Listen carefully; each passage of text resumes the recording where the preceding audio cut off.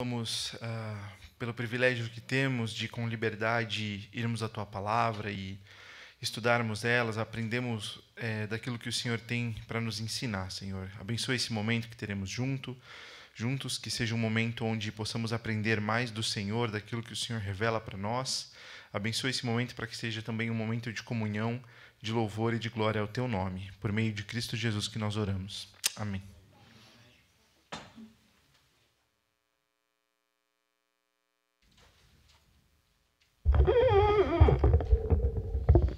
Boa noite para quem não dei boa noite.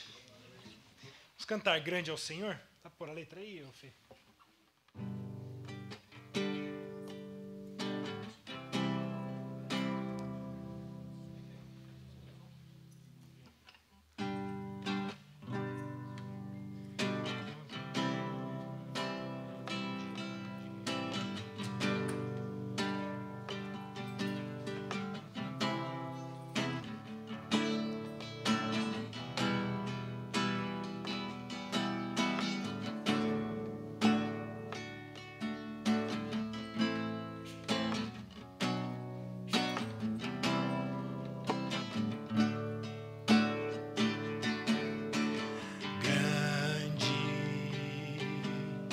O Senhor e muito digno de louvor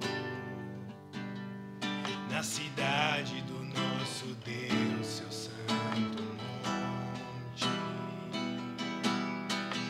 A alegria de toda a terra.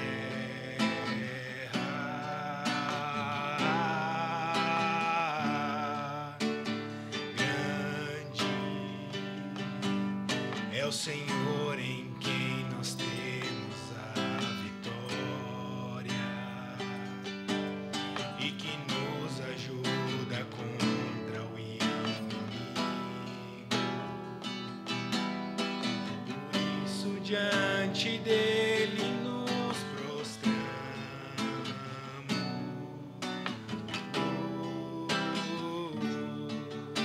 Queremos o teu nome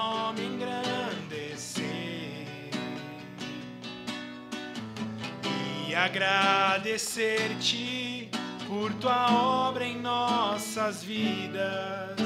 Confiamos em teu infinito amor, pois só tu és o Deus eterno sobre toda a terra e céu. Vamos do início.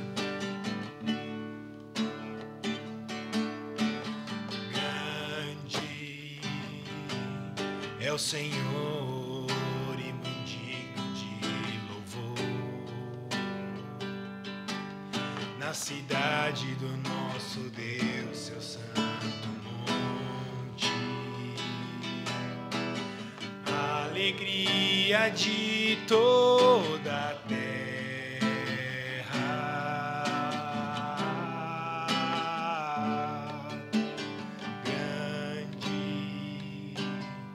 É o Senhor em quem nós temos a vitória e que nos ajuda contra o inimigo. Por isso, diante dele nos prostramos.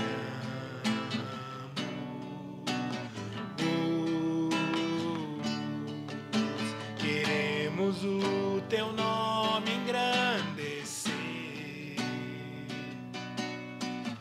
e agradecer-te por tua obra em nossas vidas. Confiamos em teu infinito amor, pois só tu és o Deus eterno sobre toda a terra e céus.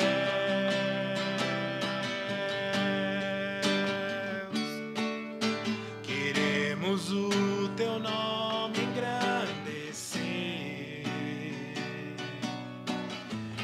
e agradecer-te por tua obra em nossas vidas. Confiamos em teu infinito amor, pois só tu és o Deus eterno sobre toda a terra e céus.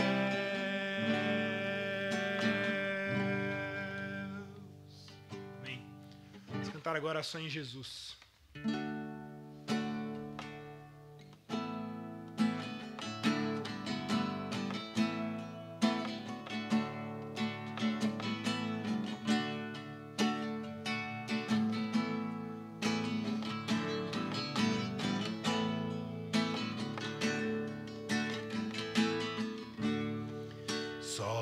Jesus confiarei, é minha força, luz, canção, pedra angular que me sustém na tempestade ou sequidão.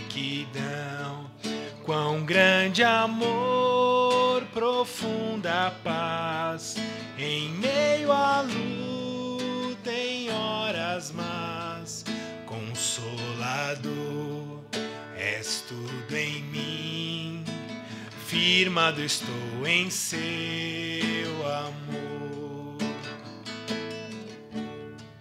Só em Jesus que encarnou, poder de Deus num frágil ser, foi desprezado pelos seus, mas se agradou por mim morrer.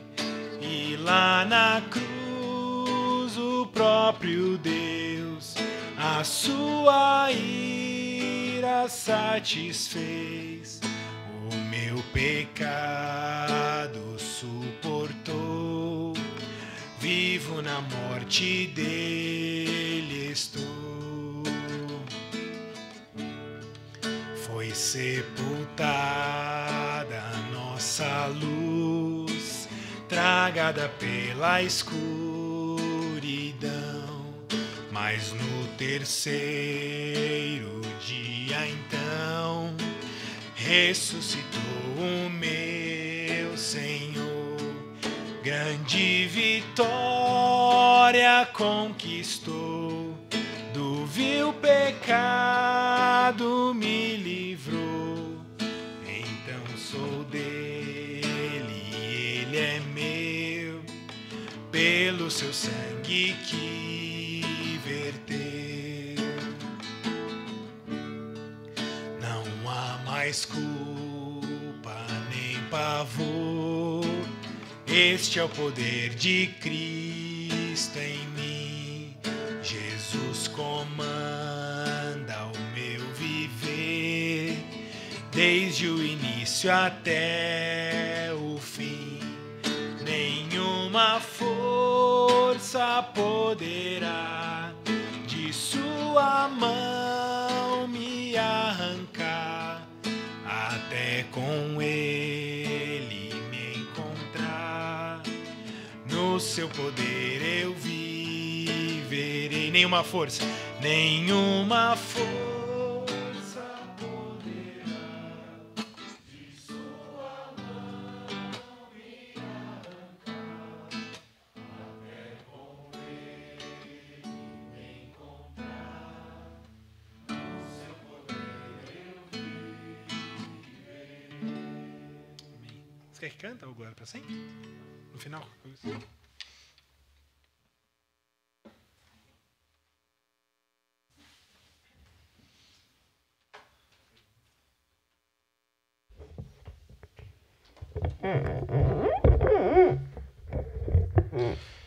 Bom, boa noite de novo.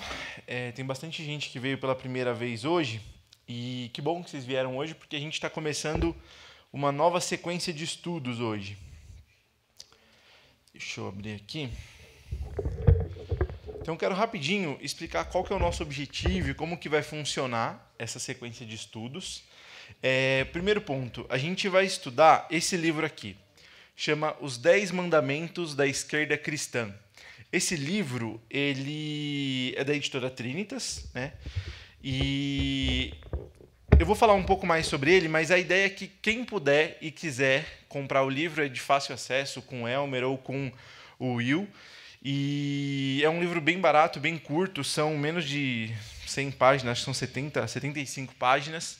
E é um livro que vocês podem ler, devem ler e contribuir nos estudos com a gente, com comentários, com reflexões. Não é uma coisa aqui onde o meu objetivo é trazer uma pregação, não é isso. A gente realmente vai estudar os pontos e os argumentos desse livro.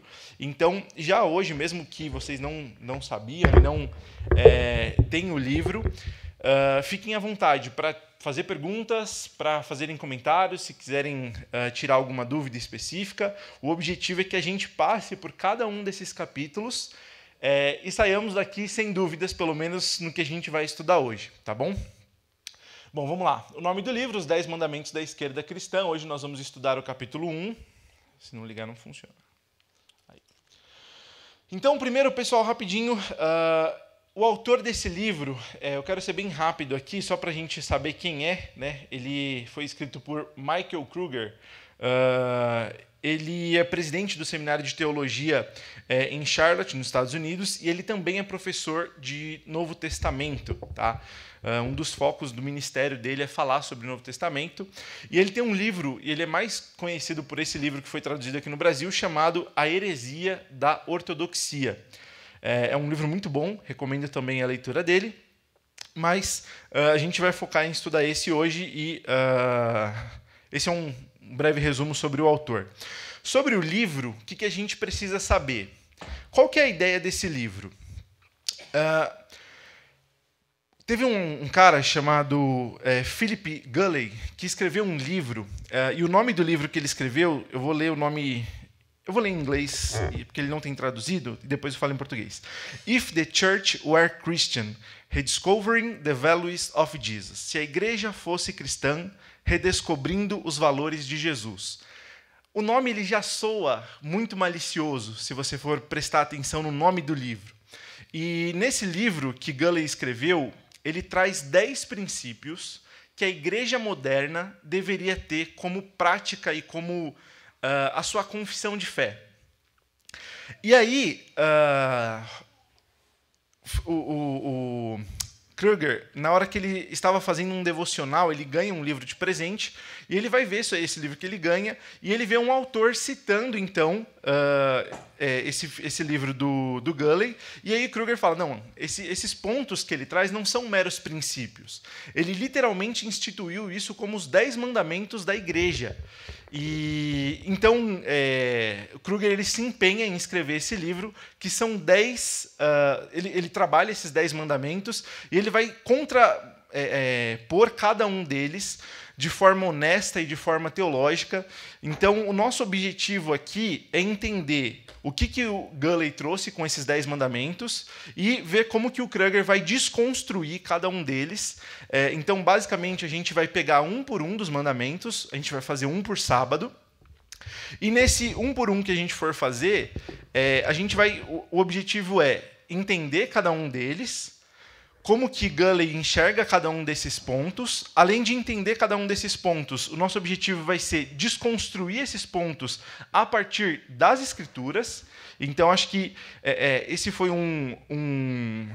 uma regra principal que a gente tem que ter aqui. Não adianta eu pegar um monte de argumento que não tem fundamento bíblico e desconstruir com outros argumentos que também não têm fundamento bíblico. Então, o nosso objetivo vai ser ir para as Escrituras e mostrar como esses argumentos que ele coloca como os 10 mandamentos da esquerda cristã, de fato, são argumentos totalmente infundados. E, a partir disso, então, a gente tende a trazer algumas aplicações a partir do contexto do livro. Então, resumindo, para que serve esse estudo? Ele não serve só para você entender o que a esquerda tem. Eu não vou dizer esquerda, porque a gente está num momento político muito polarizado, e o objetivo do autor não é falar de esquerda e direita, mas sim de liberalismo teológico. Então, quando eu falar os 10 mandamentos da esquerda cristã, entenda como os 10 mandamentos do liberalismo teológico. E, dentro disso, a gente tem que entender como o liberalismo ele é totalmente destrutivo para a igreja e como nós devemos estar aptos para defender a fé, para dar razão da nossa fé e também para poder evangelizar pessoas que partem de pontos de crença que estão atrelados de alguma forma a esses pontos. E você vai falar assim, nossa, Renan, mas liberalismo teológico, isso é muito assunto de uma Europa pós-moderna, de uns Estados Unidos pós-moderno, a gente não vê isso tanto no Brasil. E isso é uma falácia, a gente vê e vê muito, né? Muitas pessoas, muitos pastores, muitas igrejas, sem saber, têm abraçado o liberalismo teológico, sem saber o que é isso, o que está por detrás de tudo isso. Então, esse vai ser o nosso objetivo, estudar isso com cautela, indo sempre para a Bíblia. E por isso que eu falei, fiquem à vontade para tirar dúvidas. Alguns pontos são mais duvidosos, mais cabeludos, outros pontos são bem simples. Alguns pontos para a gente, inclusive foi uma conversa que a gente teve com o Gui antes de decidir estudar esse livro, foi, será que faz sentido para a nossa igreja estudar um livro que fala sobre liberalismo teológico? Né? A gente, pelo menos...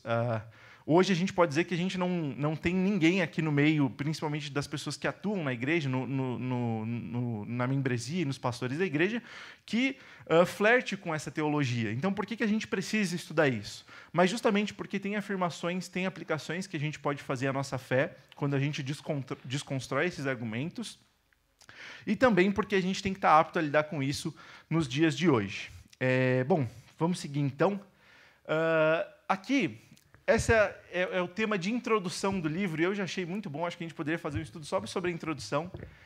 A introdução se chama Uma Aula Magistral sobre Meias Verdades. E aí eu trouxe essa frase do J. Gresham Machen, que escreveu o livro Cristianismo e Liberalismo. O cristianismo progressista é uma versão terapêutica da fé que valoriza as problematizações em detrimento das soluções e exalta o ser bom à custa do verdadeiro.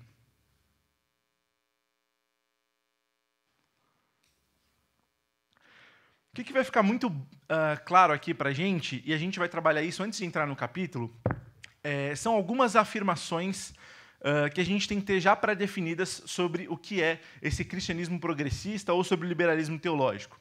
E eu coloquei essa frase justamente por causa dessa afirmação. O cristianismo progressista é uma versão terapêutica da fé. A gente estava comentando, o Fê estava comentando agora há pouco sobre uma entrevista que teve no Pedro Bial, e não assistam Pedro Bial, não estou falando para ninguém assistir, mas essa entrevista, inclusive, foi muito legal, que foi com o Dave Leonardo, que é alguém que faz parte desse meio do liberalismo teológico, e o outro cara, como é o nome do outro cara? Isso. E como esse outro cara conseguiu ali pregar o evangelho e desconstruir ali alguns dos argumentos que o Dave Leonardo traz sobre a sua visão de fé. E eu quis falar disso porque caras como o Dave Leonardo são pessoas que se dizem cristãs e eles trazem algo que a gente vai entender hoje, ao longo desses estudos, que está muito longe do que de fato é o cristianismo. E a base deles é exatamente essa questão, uma visão terapêutica da fé. A fé como algo que vai te fazer bem, e não porque ela nos é ensinada por meio das Escrituras. Então, a noção do cristianismo progressista está muito relacionado ao homem e àquilo que ele tem como seus próprios desejos. Então, ele vai exaltar, vai valorizar as problematizações em detrimento das soluções. O que isso quer dizer? Veja, o pecado ele não é tão sério. É esse tipo de afirmação que você ouve. Na verdade, o pecado nem é algo ruim. E se o pecado já não é algo ruim, a gente não precisa da solução chamada Jesus Cristo. Então, Jesus ele não é uma solução. Na verdade, Jesus ele é um exemplo. E olha como é bom a gente ter um exemplo. E aí você ouve esse tipo de coisa e você fala assim, nossa, é bonito. Não, pera, não é bonito. É muito ruim, é muito perigoso, é muito errado esse tipo de afirmação. Então, a gente vê que o grande problema da esquerda é que ela parte dessa questão de meias verdades, e a gente vai abordar um pouco sobre isso. E aí eu coloquei aqui alguns pontos que a gente precisa deixar bem esclarecidos para então poder entrar no estudo do livro, e fiquem à vontade para comentar esses pontos. O primeiro ponto essas ideias progressistas não são novas e nem muito menos revolucionárias. Por que eu estou dizendo isso? Recentemente começou um movimento nos Estados Unidos e também de origem ali em alguns países da Europa, chamado cristianismo emergente. O que é o cristianismo emergente? É justamente uma ideia de que agora nós redescobrimos o cristianismo. Esquece os 2000 anos de história, esquece tudo aquilo que a igreja construiu, esquece o evangelho, esquece os livros de teologia, esquece os autores que a gente teve ao longo desses 2000 anos. Eu redescobri o evangelho. E aí, os que são simpatizantes desse cristianismo emergente, traz a noção de que agora eles vão revolucionar o evangelho e o cristianismo como se a igreja estivesse sendo redescoberta. E as afirmações deles são exatamente as mesmas afirmações que a gente vê desde o século XX, desde o começo do século XX, quando esse liberalismo teológico começa a aflorar e crescer e trazer uma série de problemas para a igreja.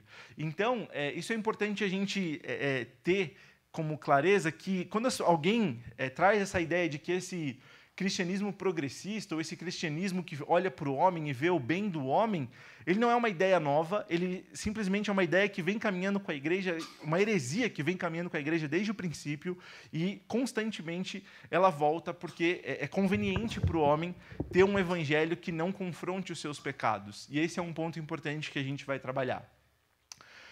Outro ponto que eu coloquei é que esses princípios do cristianismo progressista têm sido ensinados nas salas de aulas de muitos seminários. Então, por que eu coloquei esse ponto? Porque, sim, a gente vai ver muitos pastores e muitos jovens pastores que vão abraçar esse tipo de teologia. Eu estava fazendo seminário recentemente e, num seminário reformado, um seminário calvinista, tinham alunos, não professores, alunos, que flertavam com teologias afirmando que Adão nunca existiu, que Gênesis 1, 2 e 3 é uma figuração ali, nada daquilo de fato existiu, Adão histórico nunca existiu, que aquilo tudo foi uma forma de Deus ilustrar como ele criou as coisas, e uma forma poética de explicar esses assuntos. Então, você fala, nossa, mas dentro de um seminário reformado, de um seminário calvinista, tem esse tipo de coisa? Tem, graças a Deus, lá não os professores ensinando, mas ainda assim eram muitas discussões de corredores, esse tipo de afirmação. Então, o liberalismo teológico está presente e ele não é um tipo de ataque externo à igreja, ele é o tipo de ataque que surge de dentro da igreja, com pensamentos e ideias antibíblicas. Essas ideias também tratam muito mais, como eu falei, dos nossos próprios desejos humanos do que da verdade revelada por Deus. E aí essa frase está no livro. Menos Moisés e mais Oprah. O que quer dizer isso? Menos lei de Deus e mais aquele reality show que vai falar que você tem que se sentir bem, que você tem que estar bem com você mesmo, que o pecado ele não é ofensivo se ele te faz bem, se ele te faz sentir bem. Isso, na verdade, não é pecado, isso é bom. Essas ideias que a gente vê hoje em David Leonardo e uma série de homens que se dizem ali pregadores desse novo evangelho, o que eles abraçam, de fato, é uma cosmovisão recheada de desejos pecaminosos, que abandonam ali toda a noção bíblica de pecado, de arrependimento e de redenção em Cristo Jesus.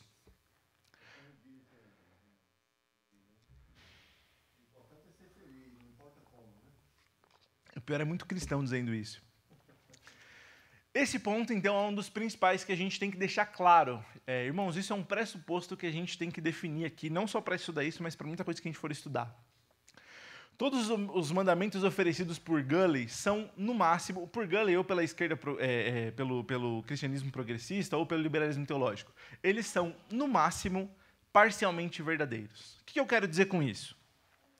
O que torna esses assuntos tão difíceis são as evidências que eles têm um ponto de partida, ou em algum momento eles flertam com a verdade. Então, é isso que torna eles, de certa forma, atraente para quem lê, e mais do que isso, tornam eles tão perigosos e difíceis de desconstruir. E o que a gente tem que deixar muito claro é que se um ponto ele é parcialmente verdadeiro, ele não é verdadeiro. Ele abandonou a verdade a partir do momento que ele decidiu abrir mão de parte da verdade.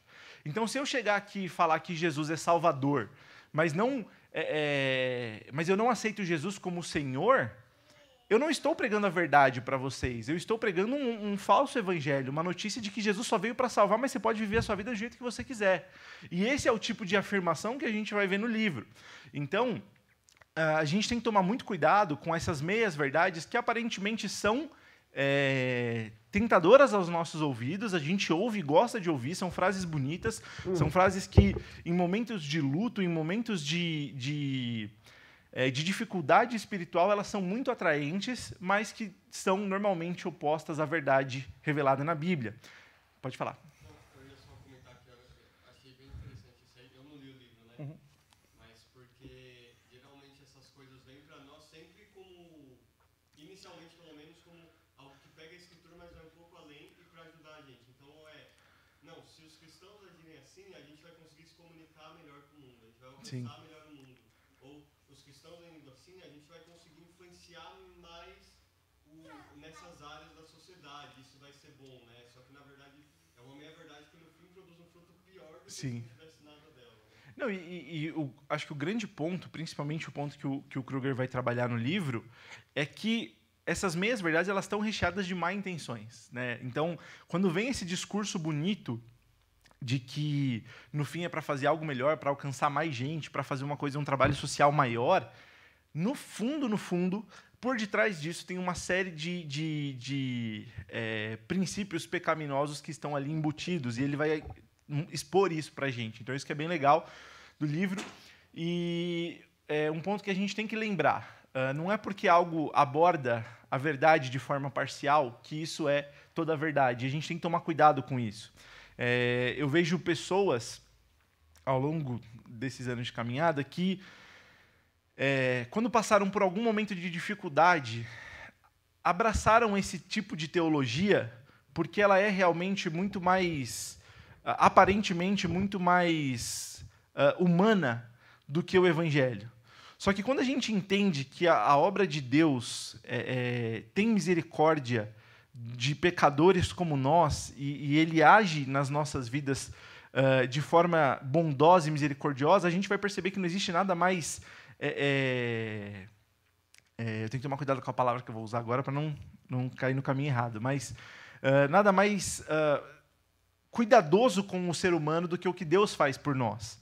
Então, quando a gente vê pessoas que passam ali por perda de entes queridos, por divórcio, por abandono, por N situações que são muito difíceis de lidar, algumas frases e algumas teologias que vêm desse meio vão tentar consolar aquela pessoa e fazer ela ficar bem, e fazer ela ficar animada e se sentir melhor, não ficar preocupada com isso.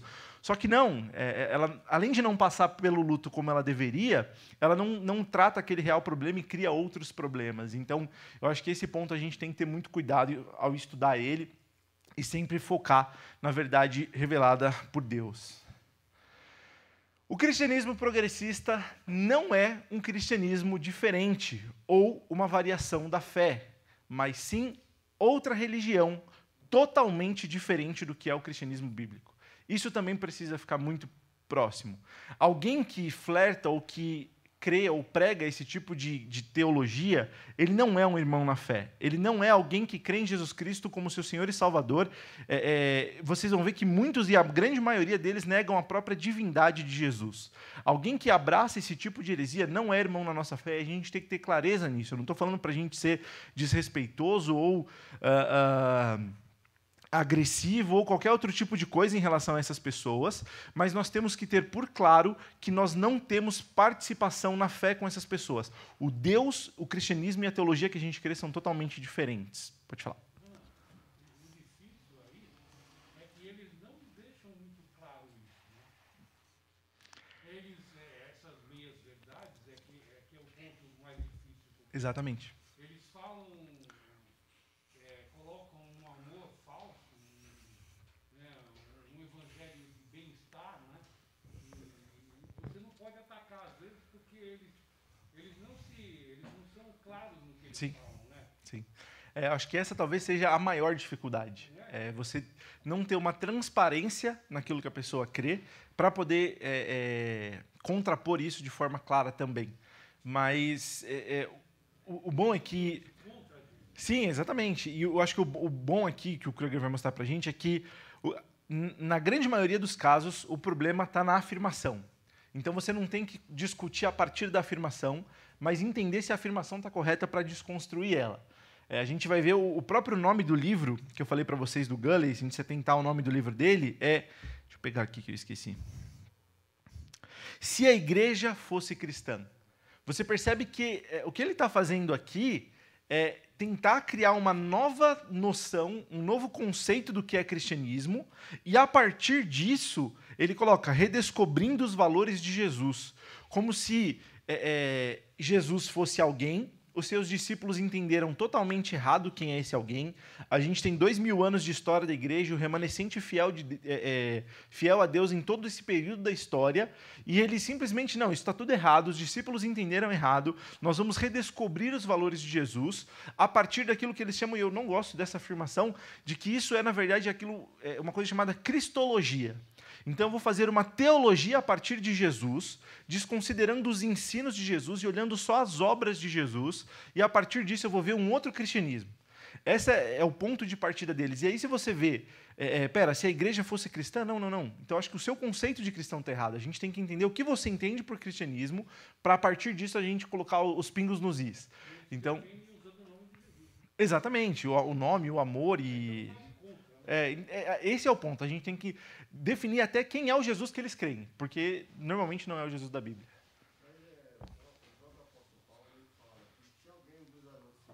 Uhum. Sim.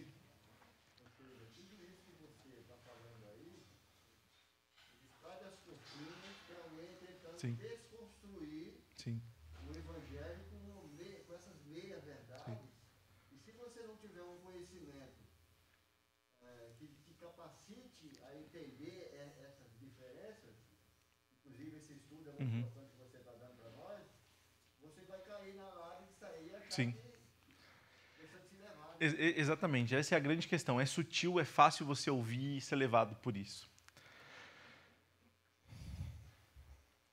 Precisamos separar a verdade das mentiras, e é isso que a gente vai fazer. Então essa acho que é a melhor forma da gente lidar com esses pontos. É se atentar àquilo que a gente vê e ouve e separar o que é verdade, o que é mentira. E por último, o cristianismo progressista não tem compromisso com a coerência. A contradição faz parte de cada um dos mandamentos oferecidos por Gulley. Por que eu coloquei isso? Porque pra gente, a gente vai ler algumas coisas e fala assim, é óbvio que isso é lorota, é óbvio que isso não dá para acreditar nesse tipo de coisa. Isso é incoerente com o que ele mesmo fala. Se você ler o 1º e o 10º mandamento dele, você vai falar assim, nossa, mas ele está se contradizendo do começo ao fim. E eles não têm compromisso com a coerência. Então, se por um lado a gente vê como Deus é maravilhoso em ser coerente na Bíblia, do começo ao fim, de Gênesis a Apocalipse, esse tipo de teologia não tem esse compromisso com a verdade nem com a coerência. Então, eu coloquei esse ponto para a gente também já a partir desse princípio. Bom, vamos entrar então no primeiro capítulo do livro. E olha como se chama... esse é o primeiro mandamento e, consequentemente, o nome do primeiro capítulo do livro do Gulley. Tá? E o Kruger vai desconstruir isso. Jesus é mais um modelo de vida do que um objeto de adoração. E aí você consegue olhar para essa frase e ficar, caramba, tem verdade, tem erro, tem heresia? Como que eu vou lidar com essa afirmação? O que tem aqui dentro dela? Ele está falando que Jesus é mais um modelo de vida do que um objeto de adoração. E quando a gente lê isso, pode parecer que Gulley acredita que Jesus é um objeto de adoração. Então, antes da gente trabalhar a frase, vamos por partes. Existe verdade nessa frase? Existe. Qual que é a verdade? Jesus, de fato, é um modelo de vida para nós. Então, eu peguei aqui 2 textos que Gulley vai usar no livro dele, que a gente pode usar também. João, capítulo 13, versículo 14 e 15. Ora, se eu, sendo o Senhor e o Mestre, vos lavei os pés, também vós deveis lavar os pés uns dos outros, porque eu vos dei o exemplo para que, como eu vos fiz, façais vós também. Acho que o cristianismo progressista adora esse texto. Ele fala, olha só, Jesus... que vocês colocam como mestre, na verdade, ele era servo e ele serviu, e na servidão de Jesus ele lavou os pés do seu discípulo e se colocou como exemplo. E a gente não nega isso. De fato, Jesus veio para servir e ele se colocou como exemplo. aí outro texto que eu coloquei, bem famoso, 1 Coríntios capítulo 11, versículo 1, Paulo falando, sede meus imitadores, como eu também sou de Cristo, trazendo Cristo como a referência última do nosso padrão que a gente tem. Só que aqui, veja que o ponto de Gulley, quando ele traz essa afirmação, é que Jesus é um padrão moral. Então, a gente vai ver que quando se fala de pecado, eles não têm compromisso com a moralidade, mas quando se fala de Jesus, Jesus é para eles um padrão moral. E não um padrão de servo sofredor que veio para dar a vida, não um padrão de Senhor que é o Deus encarnado, que morreu e ressuscitou. Isso tudo eles vão desconsiderar, mas o ponto, quando eles colocam Jesus como um modelo de vida, pense que ele está falando de um modelo moral. Então aqui, como eu falei para vocês, essa afirmação, irmãos, ela é a base de todo o cristianismo progressista. Existe hoje, eu não sei quem conhece isso, talvez alguns, a grande maioria já saiba, mas existe hoje uma teologia chamada teologia da missão integral. O que significa isso? A teologia da missão integral, ela parte de uma cristologia, então de uma noção onde nós não vamos estudar nenhum dos livros dos apóstolos e não vamos nos preocupar muito com aquilo que Jesus disse. A gente vai olhar o que Jesus fez no seu ministério. E eles analisam os 3 anos do ministério de Jesus para entender como que Jesus viveu e o que Jesus fez. E eles vão ver que Jesus fez muitos milagres. Jesus prestou ali uma série de serviços e trabalhos aonde ele passou. Então, o trabalho de Jesus foi muito mais, na visão deles, um trabalho social do que um trabalho, de fato, de pregação do Evangelho. E se você for ler os 4 evangelhos, sempre que Jesus faz milagres, ele faz milagres, mas o anúncio dele é chegado o reino de Deus, arrependei-vos. Eles desconsideram essas falas de Jesus e olham somente para esses atos de Jesus, como se desse para separar uma coisa da outra. E o que a teologia da missão integral ensina é que o cristão ele pode sair como missionário, ele deve sair como missionário para todos os lugares do mundo, pregar o evangelho, só que, na verdade, o pregar o evangelho é exatamente aquela frase que a gente tanto já ouviu. Pregue o evangelho e, se necessário, use palavras. Então, eles pregam o evangelho por meio de obras sociais. E eu achava que isso era uma falácia, eu achava que isso não era tão forte. E lá no seminário, conversando com algumas pessoas que fizeram seminários que são reconhecidos pelo MEC, que você recebe o diploma pelo MEC de teólogo, então, Mackenzie, a própria Mackenzie, Metodista e qualquer outro seminário de teologia, hoje flerta com esse tipo de teologia.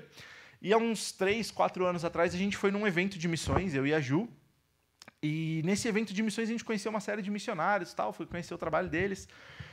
E a gente conversou com uma família, a gente foi conhecer uma família, eles eram missionários em Marrocos. E a gente foi perguntar, nossa, Marrocos é um país totalmente islâmico, né? O cristianismo é proibido lá e é pena de morte.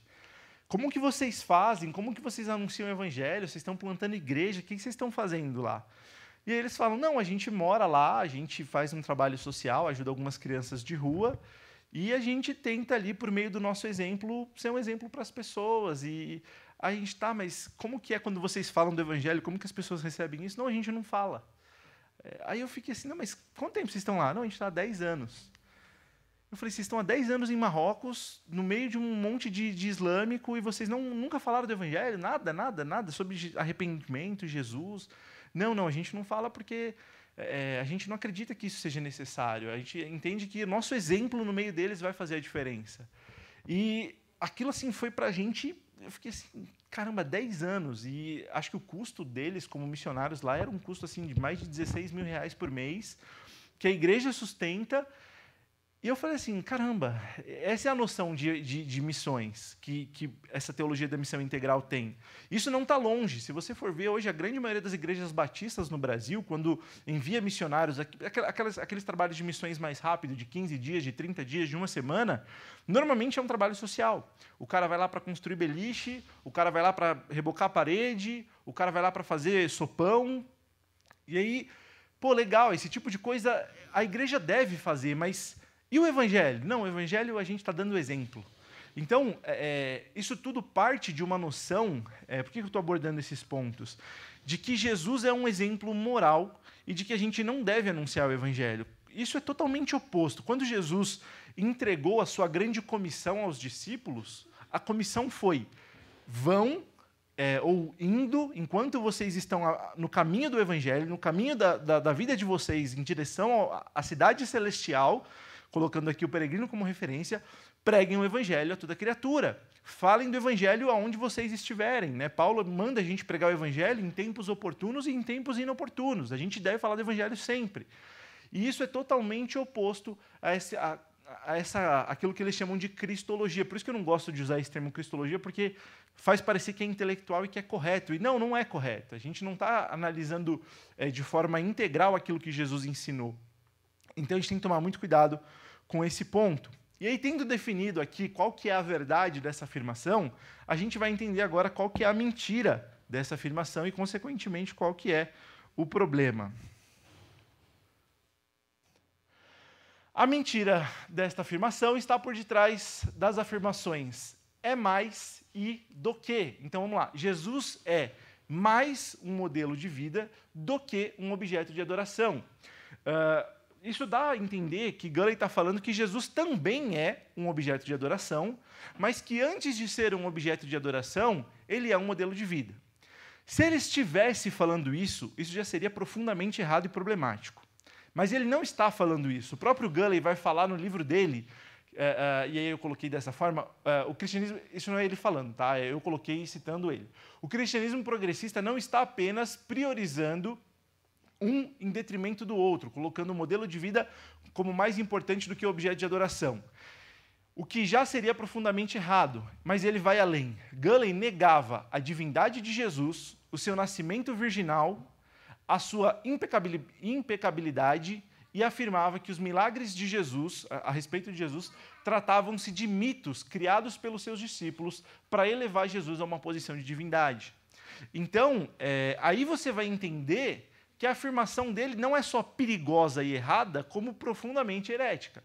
Quando você nega que Jesus de fato é Deus, quando você nega que Jesus nunca pecou, que ele veio do nascimento virginal de Maria e que os milagres dele não foram reais, você está negando todo o Novo Testamento. Né? A gente está pegando todo o Novo Testamento, amassando, jogando fora, e eu vou usar 1 ou 2 versículos que me agradam. Então, o problema por detrás dessa frase, como eu falei, ele não está só numa frase ali aparentemente bonita. Ele vem normalmente com más intenções por detrás. E aí a conclusão que a gente chega é que, de fato, eles negam a divindade de Jesus e que isso é outro evangelho, não é o evangelho que a gente crê. Então eu trouxe aqui para a gente 2 perguntas para a gente lidar com isso. Jesus é, contudo, apenas um exemplo moral? E a segunda pergunta, a Bíblia apresenta Jesus como apenas um homem sábio? Vamos ler esses 2 textos, João capítulo 1, versículo 1 e 3, bem conhecido. No princípio era o Verbo, e o Verbo estava com Deus, e o Verbo era Deus. Ele estava com Deus, ele estava no princípio com Deus. Todas as coisas foram feitas por intermédio dele, e sem ele, nada do que foi feito se fez. Um texto para a gente muito conhecido, mas que pronto, acabou, você não tem mais como argumentar. Eu já vou tratar o porquê que eles ignoram esses textos, mas vamos ler João 8, 54 a 59. Respondeu Jesus: se eu me glorifico a mim mesmo, a minha glória nada é. Quem me glorifica é meu Pai, o qual vós diz que é vosso Deus. Entretanto, vós não o tendes conhecido. Eu, porém, o conheço. Se eu disser que não o conheço, serei como vós, mentirosos. Mas eu o conheço e guardo a sua palavra. Abraão, vosso pai, alegrou-se por ver o meu dia. Viu e regozijou-se. Perguntaram-lhe, pois, os judeus: ainda não tens 50 anos e viste a Abraão? E respondeu-lhes Jesus: em verdade, eu vos digo, antes que Abraão existisse, eu sou. Então pegaram pedras para atirarem nele, mas Jesus ocultou e saiu do templo. Irmãos, aquela palavra eu sou no hebraico é o que a gente conhece como Yahvé. É a noção de que Jesus se cita como eu sou. Deus, quando ele fala dele no Antigo Testamento, ele coloca como eu sou. Quando Moisés pergunta para ele, ele fala eu sou. A noção aqui é de que Jesus reconhece e publica claramente de que ele é Deus. E aí a gente vai ler agora uma frase do C.S. Lewis, no livro dele Cristianismo Puro e Simples. Veja o que ele fala. Estou tentando impedir que alguém repita a arrematada tolice dita por muitos a seu respeito, falando de Jesus. Estou disposto a aceitar Jesus como um grande mestre da moral, mas não aceito a afirmação de ser Deus. Essa é a única coisa que não devemos dizer. Um homem que fosse somente um homem e dissesse as coisas que Jesus disse, não seria um grande mestre da moral, seria um lunático.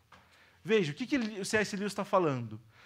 Se a gente ler o que Jesus falou em João 8, e se a gente concordar com a afirmação de que Jesus não é Deus, não é Senhor, como que a gente vai... O que a gente pode entender a respeito de Jesus? Que ele é louco.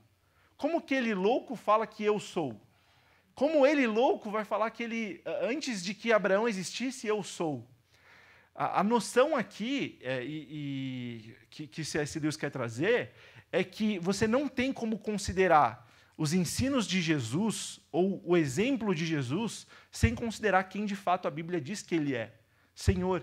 Então, a pergunta que eu trouxe ali, Jesus é um exemplo da moral e Jesus é apenas um homem sábio, a resposta é categoricamente não, ele é muito mais do que um homem sábio, ele é muito mais do que um exemplo moral. Ele é Deus. E se a gente abandonar em algum momento essa noção, a gente vai flertar com esse tipo de teologia.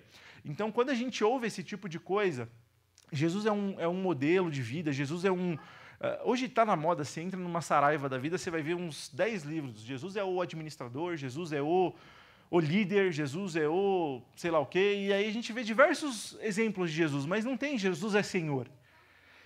Tem uma pregação do Paul Washer na Mackenzie, acho que há muitos anos atrás, ou alguns anos atrás, e ele, pregando exatamente sobre a veracidade das Escrituras, ele traz alguns pontos sobre Jesus. Ele vai falar, olha, vamos ver essa afirmação de Jesus. E ele lê lá um versículo e fala, você tem 3 opções. Ou você vai acreditar que Jesus era louco, que ele acreditava de fato que ele era Deus, mas ele não era, ele só era louco. Ou você vai falar que Jesus era mentiroso, ele sabia que ele não era Deus, mas ele afirma que ele era Deus. Ou você vai ter que reconhecer que Jesus é Senhor. Você só tem essas 3 opções. É isso que a gente encontra quando a gente olha para a Bíblia.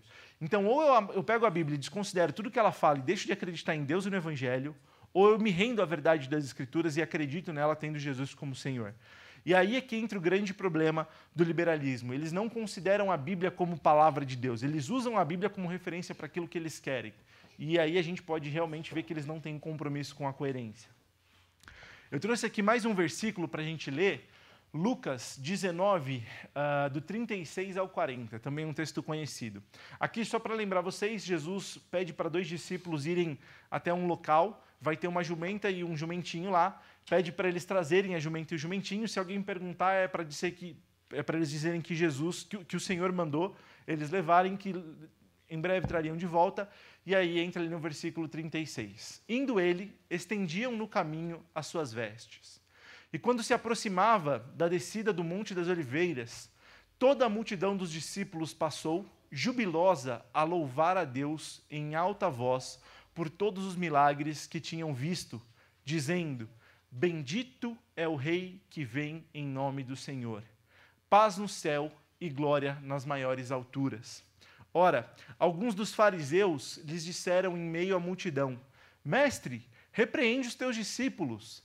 Para os fariseus aquilo era escandalizador. Como você está falando, como os seus discípulos estão falando, bendito é o Rei que vem em nome do Senhor, eles estão anunciando que você é o Filho do Homem profetizado por Daniel, ou eu usei Daniel porque a gente estuda Daniel, mas por todo o Antigo Testamento, repreende os teus discípulos. E aí a resposta de Jesus.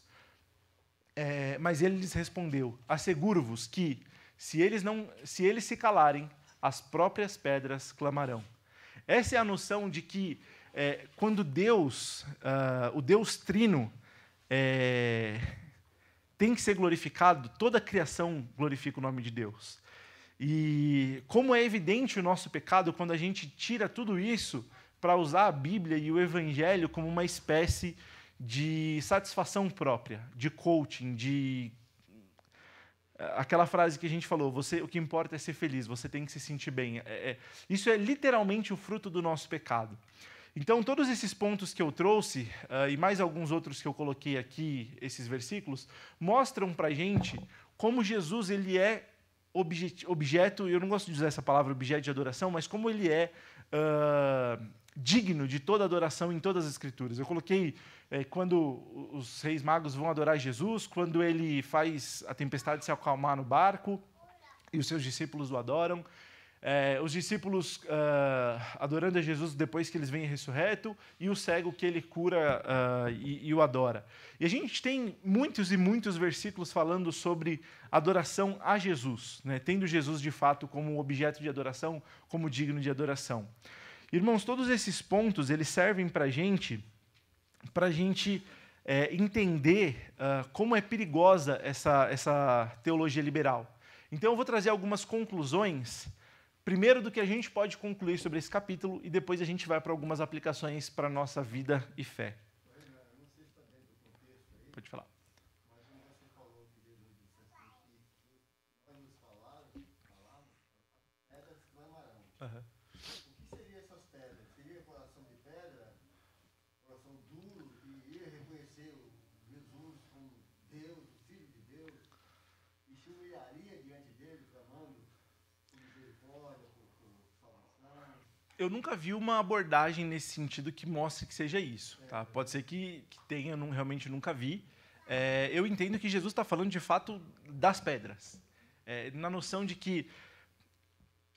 Lembra do girassol? Quando o sol bate, ele vira para o sol na direção onde o sol estiver. Essa é a noção. A criação de Deus naturalmente adora o seu Criador. O homem não faz isso por causa do pecado, e o pecado afetou toda a criação. Então eu entendo que quando Jesus está falando que se aqueles homens não clamassem, as pedras clamariam, é justamente a noção de que Deus não deixa de receber a sua glória, não deixa de receber a sua adoração. Toda a criação de Deus lhe dá honra e glória. Então eu entendo que seja mais nesse sentido. A palavra nunca volta vazia. Exato. Renan, existem os registros históricos.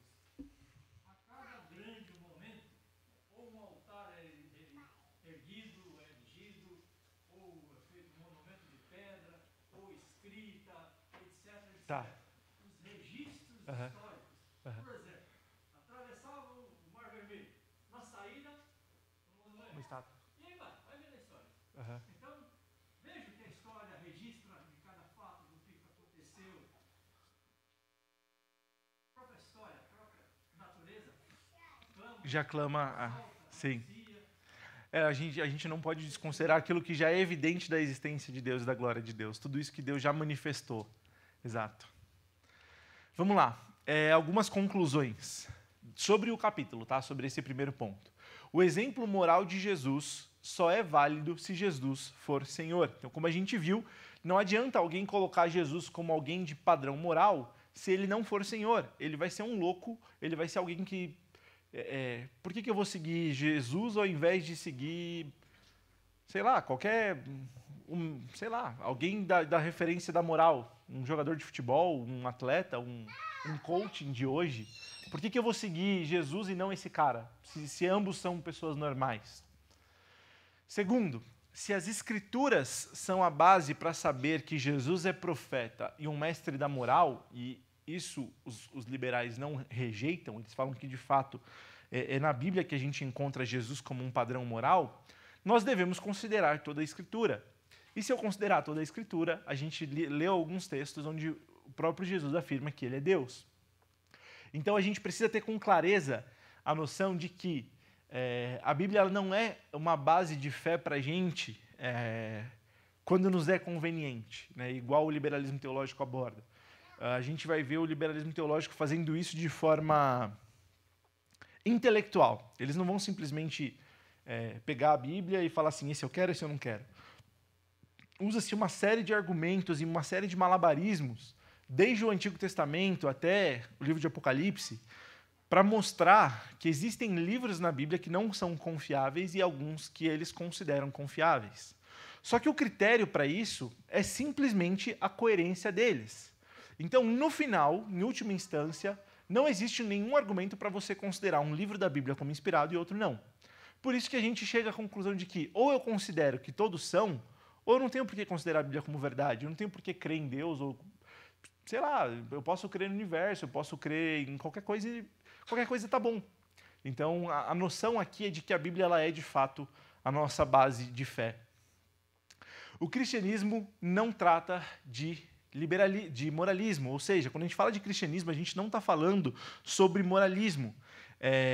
Lembra que a gente tem o livro de Tiago, e ele causou grande dificuldade para Lutero, porque ele fala muito sobre as obras e sobre as boas obras. Só que o cristianismo não se trata de fazer boas obras por fazer boas obras. Ele se trata de o homem pecou, ele se tornou inimigo de Deus, Deus, em sua graça e misericórdia, quis se reconciliar com um povo que ele escolheu antes da fundação do mundo, e a forma de fazer essa reconciliação foi entregando seu Filho Jesus Cristo para morrer e pagar o pecado desse povo que ele escolheu, e de uma vez por todas se reconciliar com esse povo, dando vida para eles e trazendo uma obra de redenção que duraria e durará eternamente. Então o cristianismo não se trata de moral. A obra que Deus faz na vida desse povo que ele escolheu afeta a nossa moral de forma muito positiva. Então, o que Tiago vai ensinar para a gente é que um dos frutos da conversão são as boas obras. E não, o cristianismo não se trata de fazer boas obras por elas mesmas. É errado afirmar que as boas obras estão acima do credo. As boas obras são frutos da conversão. Essa é uma frase categórica deles. As boas obras estão acima do credo. É isso que eles ensinam, que você ser uma pessoa boa e ajudar as pessoas na rua é muito mais importante do que você acredita. Então, se você perguntar para alguém que de fato crê no liberalismo teológico, essa pessoa que é uma pessoa boa, mas nunca acreditou em Deus e nunca foi numa igreja, nunca nem ouviu falar de Jesus, mas ela é uma pessoa boa, ela é uma pessoa ali fiel à sua esposa, fiel aos seus filhos, ela cuida da sua família, ela ajuda os necessitados. Essa pessoa ela vai para o céu. Como se aquela pessoa não tivesse pecado na mente e no coração dela, como se a vida externa dela fosse realmente um filme bonito, e como se de fato aquela pessoa fosse boa perante Deus, e o fato dela ter quebrado todos os mandamentos de Deus não fizessem dela uma pessoa inimiga de Deus. É exatamente o exemplo que a gente tem do jovem rico. O jovem rico ele era um exemplo externo de pessoa boa, que algumas pessoas olhariam e falariam, esse cara vai para o céu. Mas não, esse cara não vai para o céu. O fato dele ser uma pessoa que cumpre ali aqueles 4 primeiros mandamentos, né, que se relacionam entre Deus e o homem, não o tornavam, ele considerava que ele cumpria esses mandamentos, não o consideravam apto para, de fato, ser alguém salvo. Então,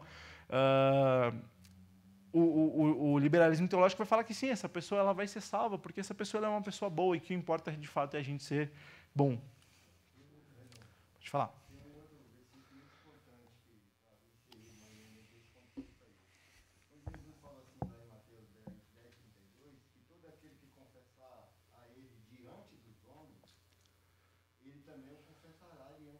Uhum. Mas aquele que o negar diante dos homens, também ele será negado diante do Pai. Então, assim, muitas pessoas que estão fazendo as obras por aí, agora, em época de pandemia, ela cresceu de uma forma muito grande. Aí, na minha cabeça, eu vejo claramente isso. As pessoas achando que estão fazendo essas obras para serem aceitas de alguma forma. Elas continuam fazendo as mesmas coisas. Sim, sim. Sim. Normalmente, e muitas vezes o cristão cai nesse erro também, de fazer algo de bom, achando que aquilo vai tornar ele melhor ou apto para alguma coisa. Também. Muito bom. É isso que é importante nós Sim. não perdermos. O inverso as obras não me salvam. Então as obras são secundárias. O pastor Hernandes Dias Lopes tem um texto que ele diz sobre doutrina e vida, que é muito importante. Ele diz que é um binômio, Sim. que não anda sozinho. Não é possível que um cristão esteja vendo uma criança sofrendo, um idoso sofrendo, ou qualquer tipo de ação que o pecado traz que ela pratique isso, ele não se comova, ele não interfira. Né? Sim. Então, eu acho que o cuidado que tem que haver é nós sairmos dos extremos. Exato. E verificarmos através do quê? Através da vida de Jesus. Jesus, quando cura lá no tanque, quantas pessoas tinham lá pedindo para ser curado, que queriam pular dentro da água assim e se movesse? Mundaréu. Muita gente. Jesus entra. Quantas necessidades ele passou e ele viu? Sim. E ele cura? Uma. Então, coisas, se nós não tomarmos cuidado, a gente vai por um caminho inverso. Sim. Ou seja, boas obras não me levam a lugar nenhum. Sim. Então, o que me leva é minha fé em Cristo Jesus. É verdade? É verdade. Mas um cristão sem boas obras é o que Tiago diz. Exatamente. Tiago, exatamente. As boas obras são o fruto da conversão. São Se não tem o fruto é porque a árvore está com algum problema. Exato, é a fé morta. Exato. Esse ponto eu acho que talvez seja um dos grandes problemas. Eu não vou falar do meio reformado em geral, mas uma coisa que a gente ouve bastante. Por que reformado não evangeliza nas ruas e nas praças? Por que as igrejas reformadas, que se dizem reformadas, são tão pouco atuantes em trabalho social? E, de fato, isso é um problema, né? No trabalho do Mark Dever, né, as 9 marcas de uma igreja saudável, são pontos que ele coloca como prioridade, principalmente a evangelização, como aquilo sendo a solução para o mundo. A gente ensinar as pessoas do evangelho e socorrer as pessoas na sua necessidade. E isso realmente é um problema, é uma deficiência muito grande da igreja. E eu posso dizer que é uma coisa que a gente tem que ter zelo ativo por isso, e é muito fácil a gente cair num certo comodismo desses pontos, né? É cômodo eu não fazer essas coisas, é como eu não sair para ajudar, é cômodo eu não... Então é fácil eu olhar o cara que faz errado e criticar, mas eu fazer do outro lado errado. Então eu não entendo que a gente tem que achar um meio termo, mas eu entendo que a gente tem que ser fiel a Deus de forma completa. Então eu tenho que ser fiel a Deus de forma... onde eu sou salvo pela fé e eu sou fiel a Deus de forma que a minha fé produz boas obras. Exatamente isso, porque quem já fez evangelismo de porta em porta, como é que você é recebido? Você toca a campainha, você pode ser muito bem recebido, toca a campainha e diz: eu poderia fazer uma oração por vocês, ou eu poderia conversar com vocês a respeito de um assunto muito importante. A pessoa vem e diz: comigo aconteceu. A pessoa veio, uma senhora idosa, e falou: não, por favor, o senhor entre. Eu falei, no início da conversa eu disse: você permite que eu ore por você? Eu falei: não, entre, por favor. Quando eu entrei lá, eu encontrei uma cena terrível. O marido dela acamado, sem poder se movimentar. E ali, levando a palavra do Senhor, foi junto o quê? Minimizou a angústia que aquela mulher tinha. Sim. Sozinha, abandonada pelos filhos e não terem diálogo nenhum. Então, isso não me salva, o fato de eu ter feito isso. Sim. Mas isso é um fruto daquilo que eu vi o meu mestre fazer. É o que está escrito lá. O exemplo moral de Jesus só é válido se Jesus for o Senhor. Mas o exemplo de dele existe. Sim. E nós não podemos perder Sim, isso. perfeito. É um ponto que a gente tem que ativamente brigar assim, no sentido de cobrar, e quando eu digo a gente, eu quero dizer membro da igreja, né, membro do corpo de Cristo, a igreja de ter esse tipo de atividade, né? Então, se a gente não tiver esse zelo, às vezes tem um lado também de que a gente espera a liderança da igreja tomar a decisão de fazer, mas a gente tem que ter essa iniciativa de, não, eu estou disposto a isso, eu me coloco à disposição do reino e eu vou fazer a obra aí. Porque você trabalha nesse momento, quando você está fazendo a boa obra, que né, o diabo coloca lá, você está muitas vezes sendo humilhado, desprezado. Isso na grande maioria das vezes. Uma coisa que é o nosso orgulho, né?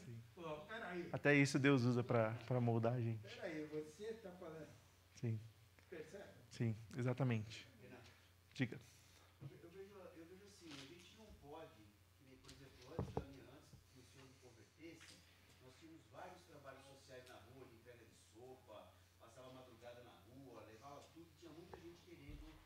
causa do sentimento de colaboração, ajudaria. Não faltava mantimento para levar para a rua, nem para quem confeccionasse. Sim. Porém, quando a gente vai lendo na caminhada, lendo a Bíblia e tudo mais, a gente precisa ter também a unidade em Cristo e unidade também dentro da nossa igreja. A gente já discutiu esse tema algumas vezes, inclusive acho que agora na parte da ação social a gente vai ter algumas atividades. Mas, por exemplo, várias vezes foi discutido como começa a ação da nossa igreja, dos cristãos que estão aqui, em relação a prioridades. A prioridade é, primeiro, assista os de casa. Sim. Depois, assista os irmãos que estão próximos. Agora, essa palavra não sei se está, mas e se possível, aqueles que não são da sua comunidade. Então, eu vejo que a gente vê dor na rua, eu acho que a gente não pode ter um coração insensível. Se está a seu acesso. Se está ali e você tem coisa para fazer, com certeza seu coração vai te mover a fazer. Agora, sair também, eu não estou dizendo que alguém falou isso, mas também sair buscando problemas na sociedade. Caçando problema. Caçando problema na sociedade, com tanta dor que tem, talvez nós tenhamos que ter unidade nesse ponto. Então, Sim. Ninguém está sujeito, todo mundo está sujeito a encontrar alguém com problema na rua. Agora, como é que nós vamos fazer com que aquilo seja alcançado? Sim.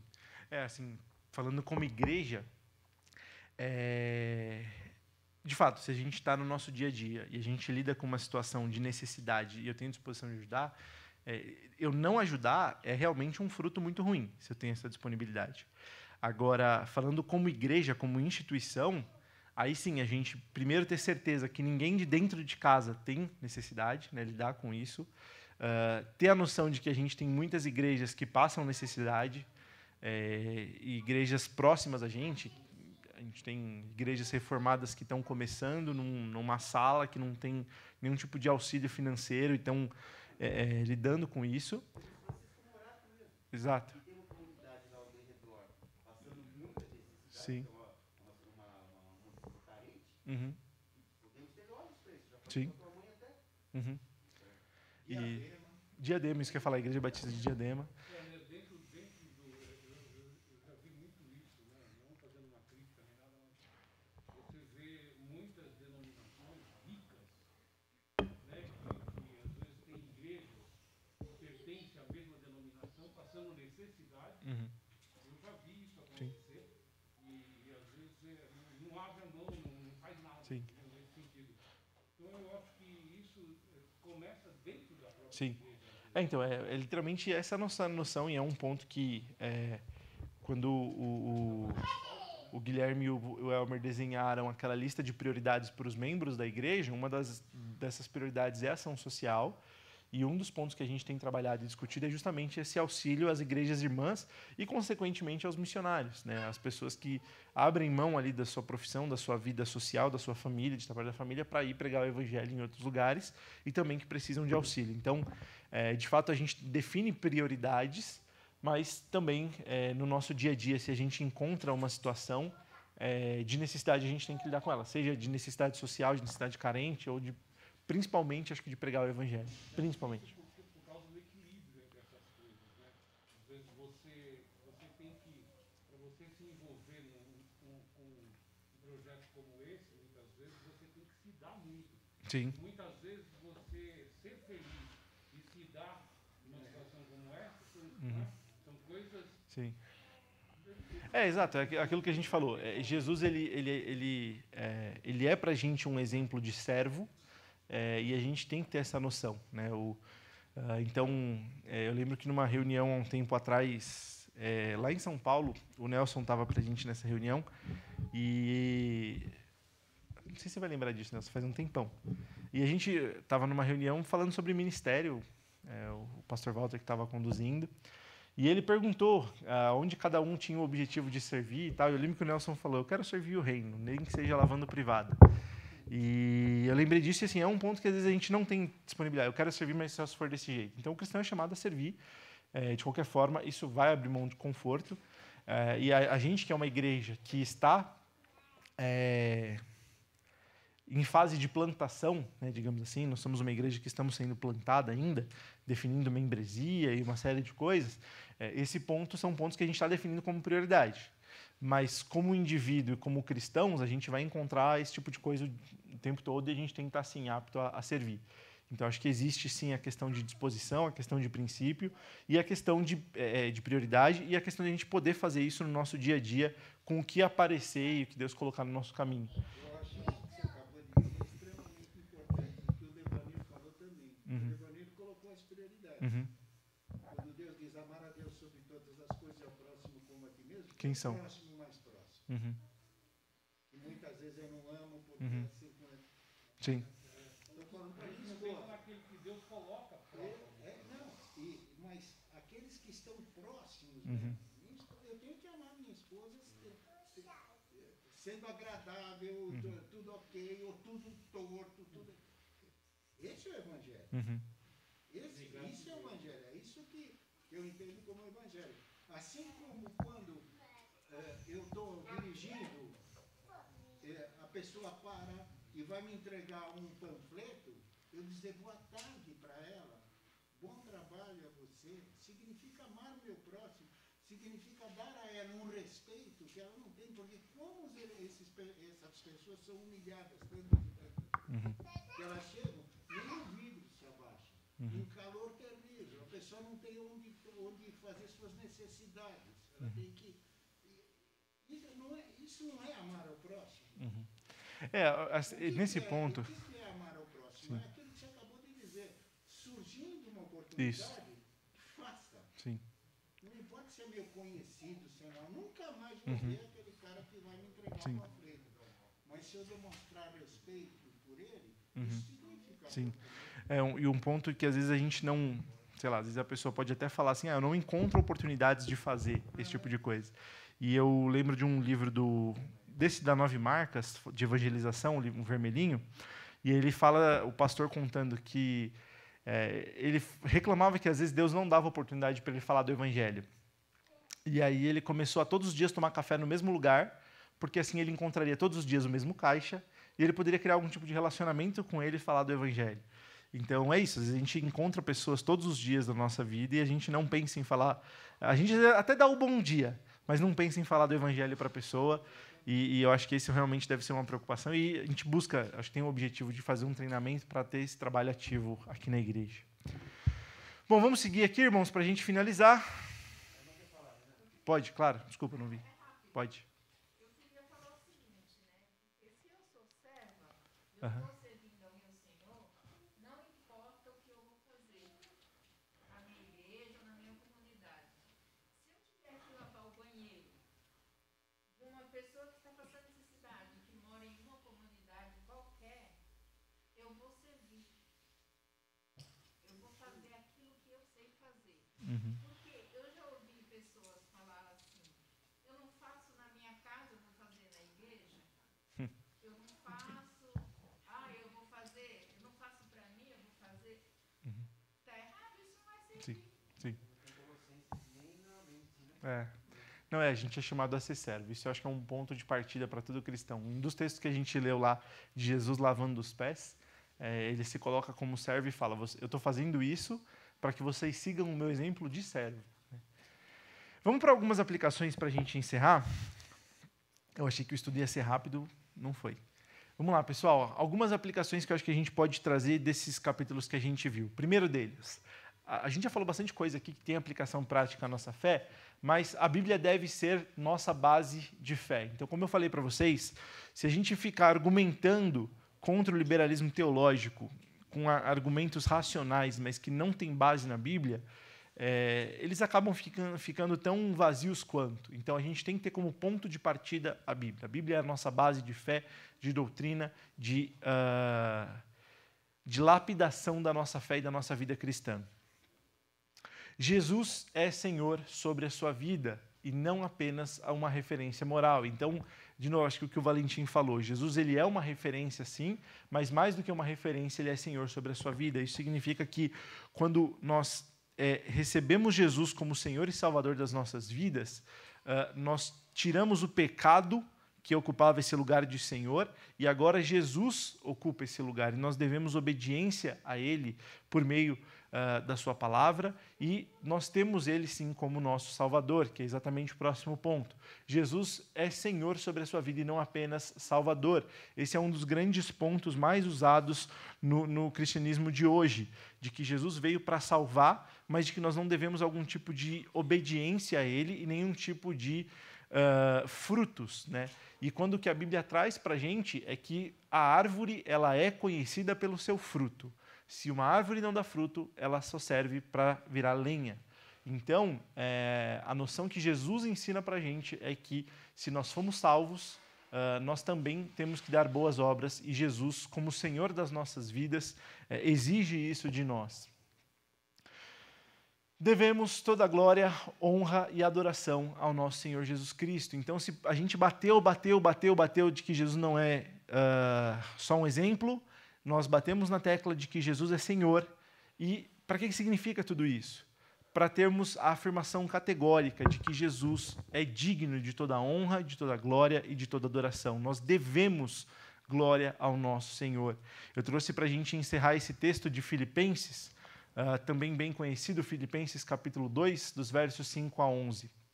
Tende em vós o mesmo sentimento que houve também em Cristo Jesus, pois ele, subsistindo em forma de Deus, não julgou como usurpação o ser igual a Deus. Antes, a si mesmo se esvaziou, assumindo a forma de servo, tornando-se em semelhança de homens. E reconhecido em figura humana, a si mesmo se humilhou, tornando-se obediente até a morte e morte de cruz. Pelo que também Deus o exaltou sobremaneira e lhe deu um nome que está acima de todo nome, para que em nome de Jesus se dobre todo o joelho, nos céus, na terra e debaixo da terra, e toda língua confesse que Jesus Cristo é Senhor, para a glória de Deus Pai. Amém? Vamos orar para a gente encerrar, irmãos? Senhor, obrigado pela Tua palavra, obrigado porque nela encontramos mais do que bases e sustentações, mas encontramos, Senhor, conforto, e aquilo que cremos como Evangelho está fundamentado na Tua palavra. O Senhor aprove se revelar a nós por meio dela. E nós podemos Te louvar por isso, porque ao olharmos para a Tua palavra, nós encontramos o consolo do Evangelho. Encontramos a mensagem de que em Cristo Jesus nós não seremos abandonados, que se nós formos até Cristo Jesus, nós não seremos rejeitados. Por isso, Senhor, nós louvamos o Senhor por essa maravilhosa obra de salvação, porque o Senhor enviou o Seu Filho, que se despojou da Sua glória, se fez homem e se humilhou para morrer em nosso lugar. Te louvamos por essa obra de salvação. Te louvamos por esse Evangelho que nos alcançou, que quebrou os nossos corações de pedra e que nos deu um novo coração, uma nova vida em Cristo Jesus. Ajuda-nos, Senhor, a sermos servos bons e fiéis, a sermos pregadores do Evangelho, Senhor, a sermos cumpridores da Tua grande comissão, pregando o Evangelho, e sim, prestando assistência às pessoas que estiverem ao nosso redor e precisarem, mas sempre com o zelo de não deixar, Senhor, de anunciar a Tua palavra, a mensagem de salvação que encontramos no Senhor. Senhor, trabalha os nossos corações para que tenhamos esse compromisso. Ajuda-nos a sermos fiéis a Ti. Cuida da nossa igreja, cuida, Senhor, das dificuldades que ainda vamos enfrentar como uma igreja nova. Abençoa, Senhor, a liderança da nossa igreja. Abençoa, Senhor, aqueles que estão nos visitando que ainda não conhecem o Senhor. Que a palavra possa penetrar o mais profundo e mais duro coração, Senhor, trazendo eles ao Teu Evangelho. Se alguém aqui hoje não conhece o Senhor, Pai, que o Senhor possa arrancar do peito o coração de pedra e colocar um coração de carne. Faça a Tua obra, Senhor, em nossas vidas. Pedimos isso no nome do nosso Salvador Jesus Cristo. Amém. Irmãos, tem um churrasco agora lá em cima, que alegria, né? Pode subir por aqui, a gente vai ter um momento de comunhão.